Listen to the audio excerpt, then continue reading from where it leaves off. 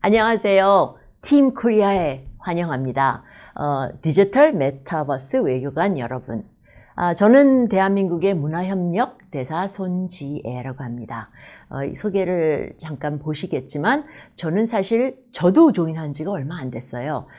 저는 저의 그 커리어가 언론에 있었습니다. 그래서 CNN 특파원을 20년을 했는데 한국에 대해서는 좀 더 좋은 일, 또 제대로 한국을 알리고 싶어 하는 그런 제 마음이 있어가지고 이 외신 기자에서 한국을 대외적으로 알리는, 그렇지만 대외적으로 그냥 좋은 면만 이렇게 보여주는 게 아니라 제대로 올바르게, 그리고 외국 사람들이 잘 이해할 수 있는 방면으로 한국을 알리고자 하는 제 마음을 담아서 이렇게 여러 가지 길을 걷고 지금 오늘날 문화협력 대사까지 오게 되었습니다. 반갑습니다. 그러면 먼저 우리나라에 대해서 한마디 좀 말씀을 드려볼게요. 여러분이 알고 있는 많은 분야에 있어서 아마 벌써 한국이 제일 잘하는 국가 중 하나일 거예요. 그죠?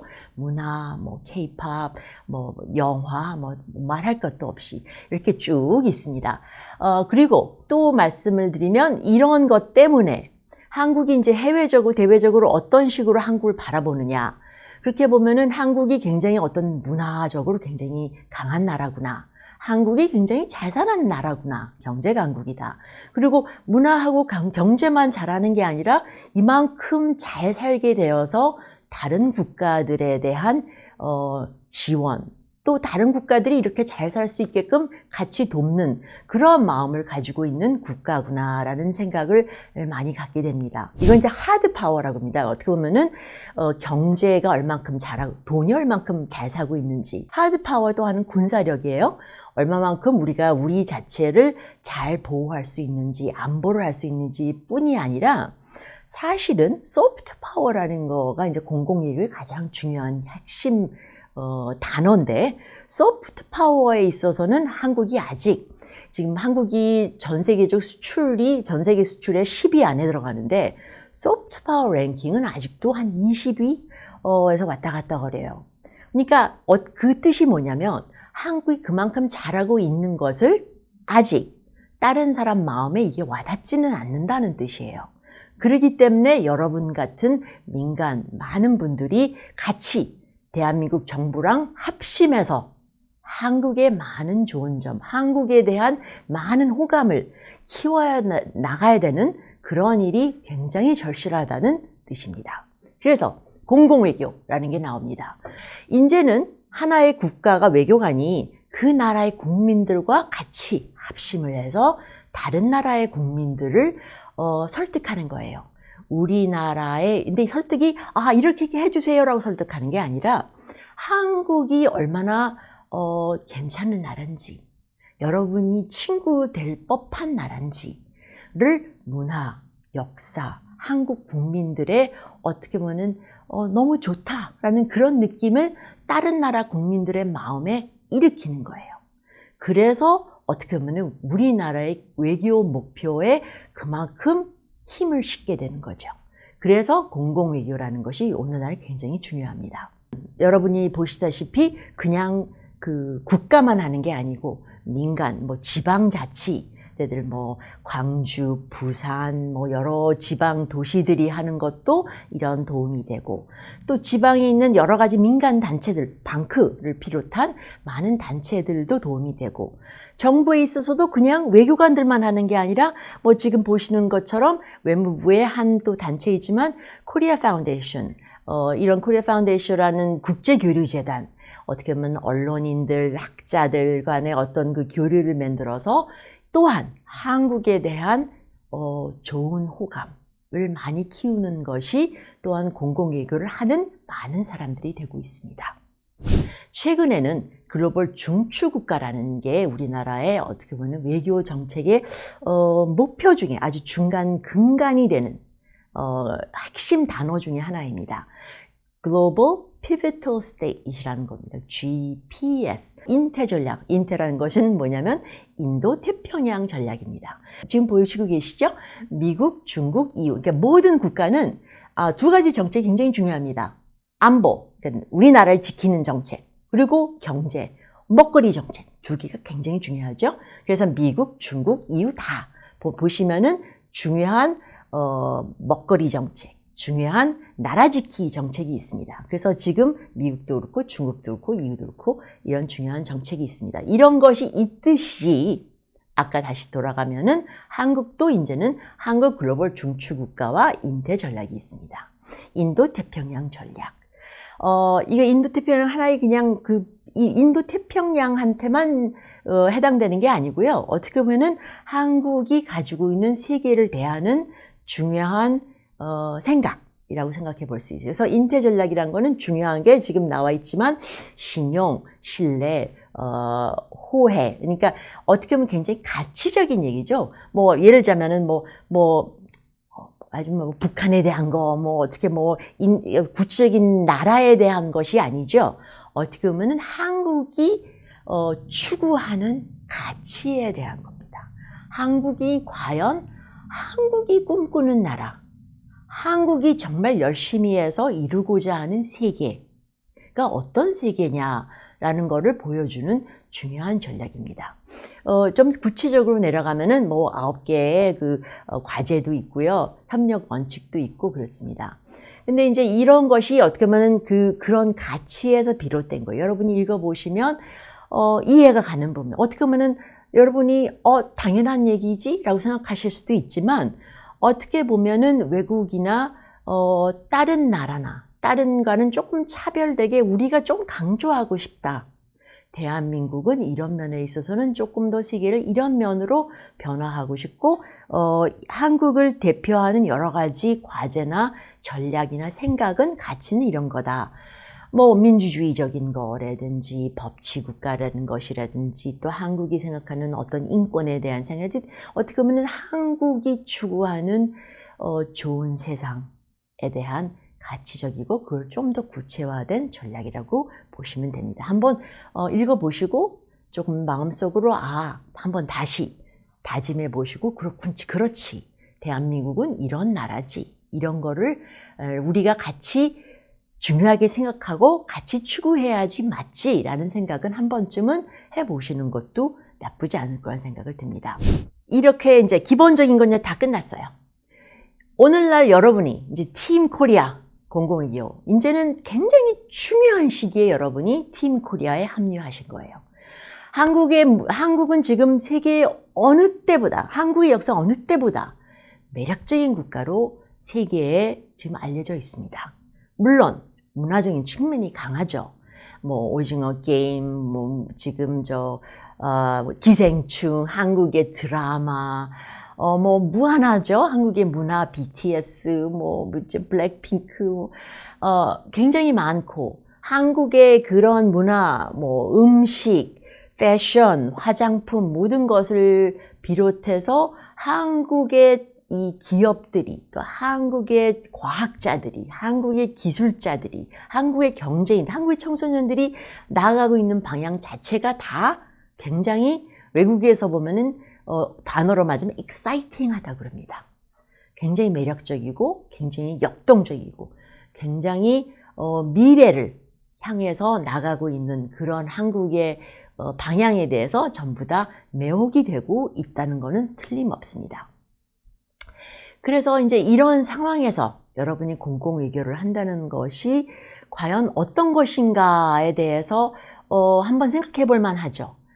다들 한국의 문화, 한국의 드라마, 한국의 패션, 한국 음식, 한국의 기술 이런 것에 대해서 굉장히 좋게 생각하고 또 매력적이라고 생각을 하는데 그럼 이런 것이 과연 우리나라의 이제 외교와 이제 앞으로 우리나라 국가가 나가는 것이랑 이제 어떻게 발맞춰 나갈 것인가에 대한 것도 한번은 여러분이 좀 생각해 봐 주셨으면 하는 측면이 조금은 있습니다. 그래서 이제 지금 공공의료에 대한 이제 기본적인 거. 공공의료는 이렇게 매력만 있고 문화만 좋고 그래서만 되는 것이 공공의료와 소프트 파워가 많은 게 아닙니다. 물론 오징어 게임은 아직도 사람들이 오징어 게임에서 얘기하고 사실 미국 가면 아직도 강남 스타일에 대해서 얘기도 많이 합니다. 그러나 이런 것이 다 지나고 나서도 한국이 가지고 있는 한국의 어떤 가치, 한국의 매력이 지속되려면 어떻게 보면은 공공기교의 근간, 아까 말씀드린 소프트 파워라고 했죠. 소프트 파워가 있어야 됩니다. 하드 파워는 너무나 쉽죠. 돈 주고 살고 총, 해 하면 할 수 있어요. 소프트, 말랑말랑한 이거는 파워가 과연 어떻게 해야지 소프트가 한 이러한 문화가 파워로서 작용을 할까에 대한 것을 사실 연구하고 고민하는 학자들도 많이 있습니다. 대표적인 거는 조세프 나이라는 학자인데 그분은 저도 좀 같이 얘기하는데 굉장히 제가 좋아하는 분입니다. 아직도 살아계시고요. 그분은 한국에 대해서 굉장히 좋아합니다. 왜냐? 그분이 생각하는 소프트 파워를 가지려면 이런 것이 있어야 된다는 것에 한국이 어떻게 보면 거의 다 탁탁탁 맞추고 있어요. 첫 번째, 그분이 말씀하는 소프트 파워를 한 국가에 있으려면 매력적인 문화가 있어야 돼요. 매력적인 문화, 아까 말씀드렸죠. 이제 우리 있습니다. 매력적인 문화. 이거는 뭐 한국은 굉장히 충분히 다분히 가지고 있습니다. 여러분과, 그러니까 어떻게 보면은 한 나라의 민간과 정부가 손을 딱 맞잡아서 이러한 소프트 파워, 한 국가의 어떻게 보면 이 우리나라가 생각하는 우리가 나가야 될 방향을 나가면은 그만큼 다른 사람들이 옆에서 격려해주고 힘을 보태주고 그러는 게 아닌가라는 게 팀 코리아의 아주 근본적인 생각입니다. 어떻게 보면 또 공무원들이 하는 거는 꼭 해야 되는 얘기를 하는 것처럼 느낄 수도 있지만 여러분이 하는 거는 누가 여러분을 어떻게끔 하게끔 만들 수가 있나요? 아닙니다. 여러분 민간인들은 그런 의미가 없어요. 하고 싶은 얘기를 할 수가 있어요. 이게 자유민주주의가 아주 중요한 자유입니다. 그렇기 때문에 여러분이 무슨 얘기를 할 때는 훨씬 더 신뢰도가 있고 여러분의 얘기에 공감이 됩니다. 여러분의 얘기가 그만큼 중요하다는 뜻이에요. 그러니까 여러분이 어떻게 얘기를 해야 되는지, 여러분이 어떻게 소통을 해야 되는지가 사실은 굉장히 중요합니다. 그래서 소통을 얘기할 때는 저도 소통에 대해서 얘기를 좀 많이 하는 편이지만 소통이라는 건요, 내가 하고 싶은 얘기를 막 얘기하는 것이 소통이 절대로 아닙니다.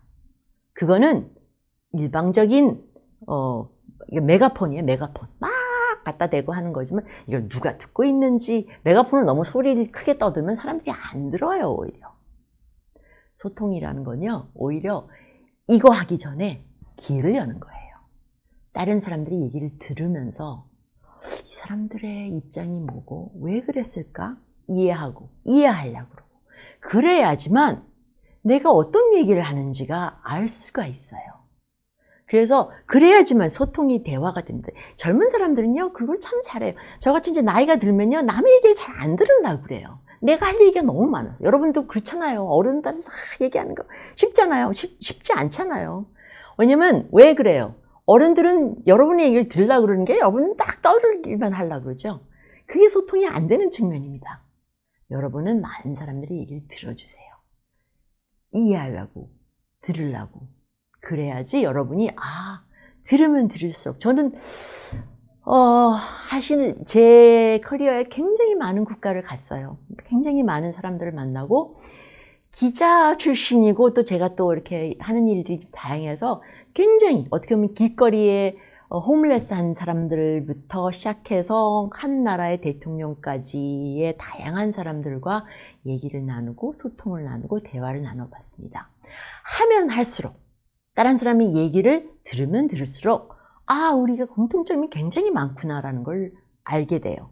그래서 서로 할 얘기가 더 많아져요. 그리고 그 얘기에 영향이 훨씬 더 큽니다. 이렇게 나아가야 됩니다. 그래서 여러분은 입장 바꿔 생각하기, 그런 것들도 여러분이 한번 생각해 볼 것. 입장 바꿔 생각하면 그냥 무조건 입장 바꿀 수가 있나요? 그 입장을 알아야죠. 어떻게 입장을 알아요? 들어봐야죠. 이해를 하려고 그러죠. 어떤 때는 공부도 해야죠. 그래서 여러분이 그런 훌륭한 소통 전문가가 됐으면 좋겠습니다. 여러분과 이제 질의응답을 해야 되는데 오늘은 메타버스니까 이런 데니까 이제 녹화하니까 그렇게 하고 제가 이제 몇 가지 생각해 볼 문제 한 두세 가지 준비했습니다. 강대국 같이 어떻게 보면 큰 나라는 어떻게 보면 모든 것에 있어서 어떻게 보면 큰 입장을 취해야 되는 의무를 갖는 경우가 많습니다.